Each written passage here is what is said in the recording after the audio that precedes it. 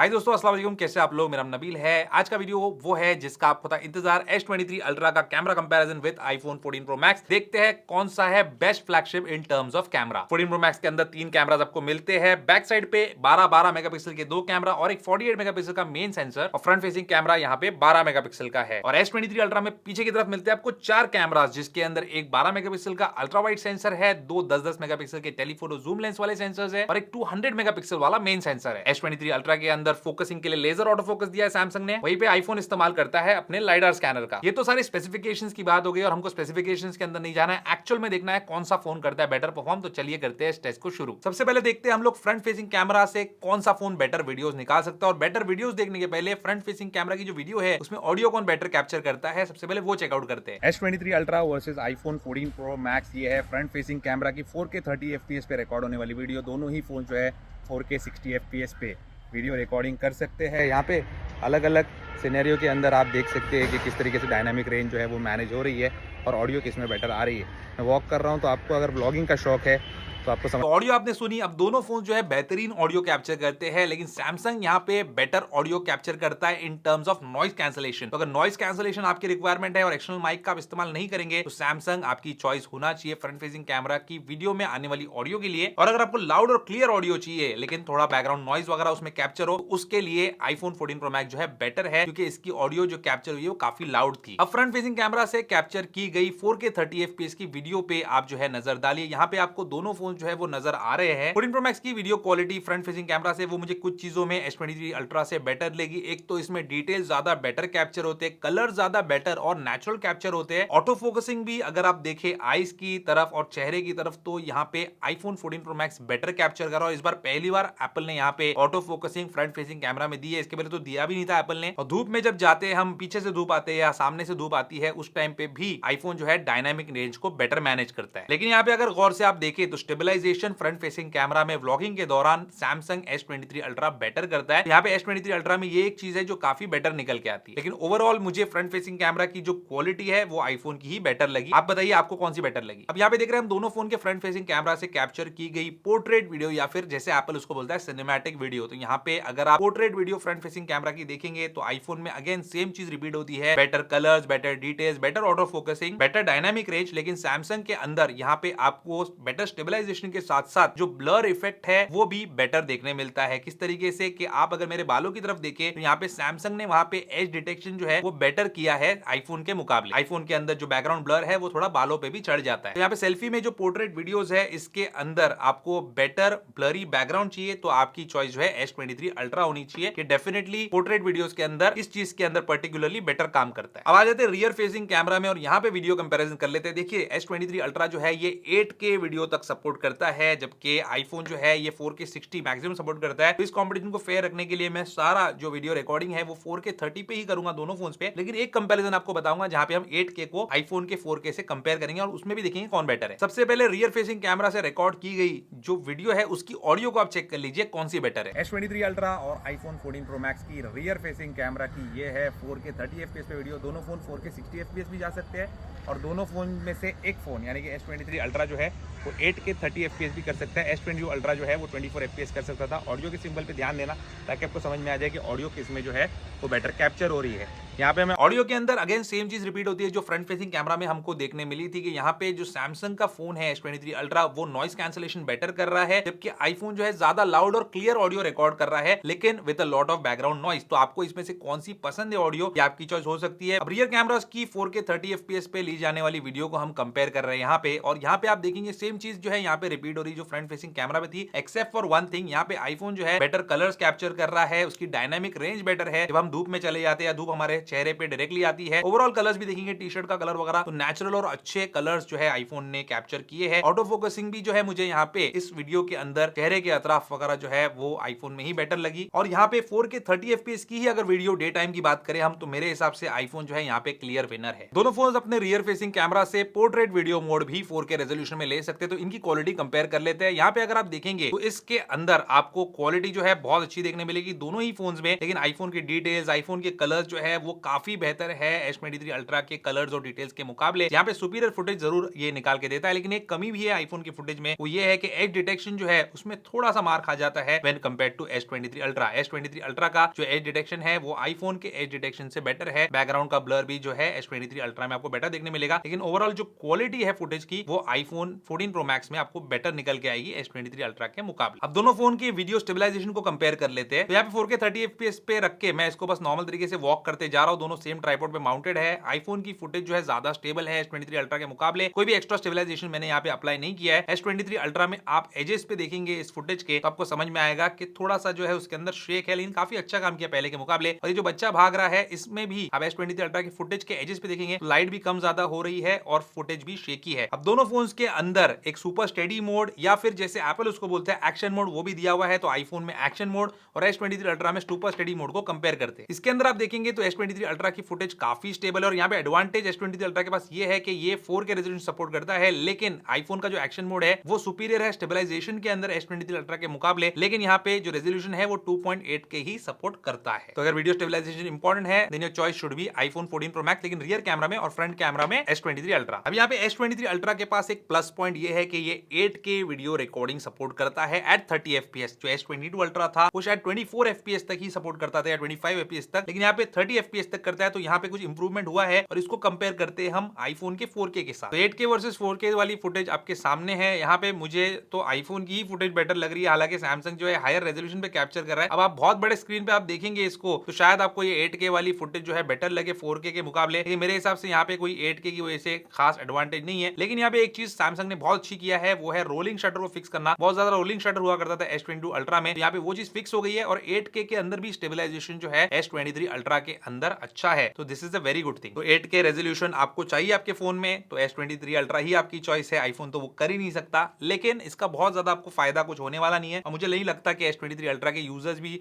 इसका कोई खास फायदा उठाते होंगे। अगर आप उठाते हैं 8K रेजोल्यूशन का फायदा तो मुझे बताइए कि किस तरीके से आप उसको यूज कर पाते हैं। ये है मैक्रो मोड दोनों फोन्स के अंदर और यहाँ पे डेफिनेटली सैमसंग जो है वो क्लियर विनर है। आईफोन ने बैकग्राउंड में उतना ब्लरी इफेक्ट भी नहीं लेके आया, हालांकि कोई भी पोर्ट्रेट या सिनेमैटिक मोड मैंने यूज नहीं किया और डिटेल्स भी जो है सैमसंग ने बेटर कैप्चर किया और फोकस भी सही जगह पे किया और फूलों के ऊपर। अब ऑटो फोकसिंग के लिए दोनों फोन अलग अलग टेक्नोलॉजी यूज करते हैं। आईफोन यूज करता है लाइडार स्कैनर और सैमसंग यूज करता है लेजर ऑटो फोकसिंग। चलिए देखते हैं कौन बेटर ऑटो फोकस करता है। तो यहाँ पे ऑटो फोकसिंग जो है दोनों में एक जैसी ही आपको नजर आएगी, कोई ज्यादा डिफरेंस नहीं है। बस ये है फोरग्राउंड से बैकग्राउंड में स्विच होने में आईफोन थोड़ा सा क्विक है, बट सैमसंग भी इतना कुछ पीछे नहीं है और दोनों में ऑटो फोकसिंग काफी सही मिलती है आपको। अभी वीडियोग्राफी नाइट टाइम में कैसी होती है वो चेक कर लेते हैं। तो यहाँ पे फ्रंट फेसिंग कैमरा की अगर आप वीडियो क्वालिटी देखेंगे ये बहुत ज्यादा अंधेरे में मैंने ले लिया, एक्चुअली इतने अंधेरे में लेना नहीं चाहिए था, फिर भी जो है दोनों यहाँ पे एट पार है मैं बोलूंगा। बस कलर टोन का फर्क है, स्किन टोन एक में वार्म है एक में कूल है, बाकी क्वालिटी दोनों में सेम ही निकल के आती है। तो यहाँ पे रियर फेसिंग कैमरा में दोनों फोन में काफी अच्छी क्वालिटी रिकॉर्ड होती है। मेरा प्रेफरेंस जो है आईफोन की तरफ है, क्योंकि मुझे यहाँ पे स्लाइटली जो डिटेल्स है और जो कलर्स है वो बेटर आईफोन में लग रहे हैं। बाकी आपकी मर्जी, लेकिन आईफोन में कमी भी है, यहाँ पे लेंस फ्लेयर का इशू आपको ज्यादा देखने मिलेगा सैमसंग S23 अल्ट्रा के मुकाबले, तो ये एक इशू आईफोन में जरूर आपको देखने मिलता है। लेकिन यहाँ पे जब मैंने इस नियॉन लाइट वाले पेड़ की वीडियो लिया तो यहाँ पे आप देख सकते हैं कि जो मोबाइल नंबर लिखा हुआ है वो S23 अल्ट्रा में ज्यादा क्लियर है, आईफोन इसको थोड़ा ब्लरी बना देता है। लेकिन यहाँ पे एक्चुअल डिफरेंस जो आपको देखने मिलेगा वो देखने मिलेगा पोर्ट्रेट वीडियोस के अंदर। तो नाइट टाइम में पोर्ट्रेट वीडियोस के अंदर अब इस वीडियो में दोनों ही काफी सिमिलर आपको नजर आएंगे, लेकिन जैसे ही यहाँ पे ये जो सब्जेक्ट है हमारा ये वॉक करना शुरू कर देता है तो S23 अल्ट्रा जो है स्ट्रगल करता है इसको फोकस में रखने के लिए। बार बार चेहरा जो है ये आउट ऑफ फोकस हो जाता है, जैसे कोई भी और पर्सन जो है फ्रेम में आता है, हालांकि उस पर्सन का चेहरा हमारी तरफ है भी नहीं, तब भी हमारा सब्जेक्ट जो है ये आउट ऑफ फोकस हो जाता है। तो S23 अल्ट्रा का ये काफी बड़ा नेगेटिव पॉइंट है पोर्ट्रेट वीडियोग्राफी में, लेकिन रेगुलर जो वीडियो है आपकी वो सही है। और ये सेम चीज मैंने जो है डे टाइम में भी देखा था S23 अल्ट्रा के पोर्ट्रेट वीडियो के अंदर, तो यहाँ पे डेफिनेटली इंप्रूवमेंट की जरूरत है। शायद एक सॉफ्टवेयर अपडेट जो है इसको फिक्स कर देगा, लेकिन अभी फिलहाल इस चीज के अंदर आईफोन 14 प्रो मैक्स बेटर है। अब चलो कर लेते हैं दोनों का फोटो कंपैरिजन और फिर मैं आपको दूंगा अपना फाइनल वर्डिक्ट के कौन है असली विनर। तो यहाँ पे फोटोज के अंदर अगर सिर्फ मेगापिक्सल की बात करें तो सैमसंग के पास डेफिनेटली एडवांटेज है। साथ ही S23 अल्ट्रा के अंदर आपको एक पेरिस्कोप जूम लेंस मिल जाता है 10x ऑप्टिकल जूम वाला। तो चलिए देखते हैं कैसे करते हैं दोनों परफॉर्म। सबसे पहले जो रेगुलर सेल्फी है यहाँ पे दोनों फोन्स की उसको अगर हम कंपेयर करें तो मुझे पर्सनली आईफोन की पसंद आई, क्योंकि यहाँ पे कलर्स वगैरह थोड़े इसने नेचुरल निकाला है। बाकी सैमसंग ने भी बहुत ही हाई क्वालिटी की और बहुत ही अच्छी क्वालिटी की जो है सेल्फी निकाला है, बस यहाँ पे थोड़ा सा ब्राइटनेस इसने बढ़ा दिया है जो मुझे थोड़ी सी आर्टिफिशियल लगी। लेकिन पोर्ट्रेट सेल्फी की अगर बात करें तो यहाँ पे